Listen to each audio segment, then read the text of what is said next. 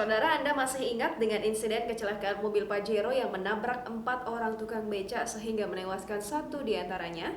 Kabar terbaru saat ini, polisi tengah mengungkap nasib pengemudi mobil Pajero dan mengabarkan kondisi korban tabrakan tersebut. Berikut informasi selengkapnya. Polisi masih mengumpulkan keterangan 3 orang tukang becak yang menjadi korban tabrakan dengan Mitsubishi Pajero di Jalan Kiai Haji Ahmad Dahlan beberapa waktu lalu.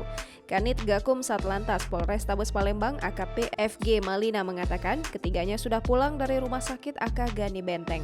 Kini anggotanya sedang jemput bola ke lokasi masing-masing korban. Ia mengungkapkan korban belum sepenuhnya pulih namun sudah bisa diajak berkomunikasi.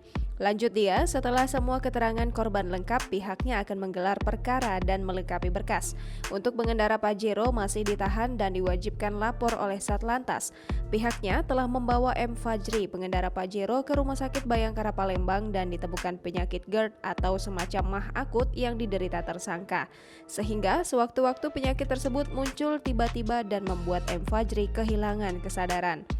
Diketahui sebelumnya, pengendara mobil Pajero Sport plat BG 1525RR yang menabrak 4 pengendara bentor dan becak di sekitar Pasar Gubah, Kelurahan Talang Semut siang hari pada Kamis 16 Desember 2021 diamankan di Polrestabes Palembang. 4 korban yang ditabrak adalah pengendara becak dan bentor yang sedang menunggu penumpang, yakni Syamsuddin, Sarkowi, Samuel, dan Suparmin. Diketahui pengendara Pajero adalah seorang pria berusia 37 tahun bernama Muhammad Fajri yang tinggal di Alang-Alang Lebar.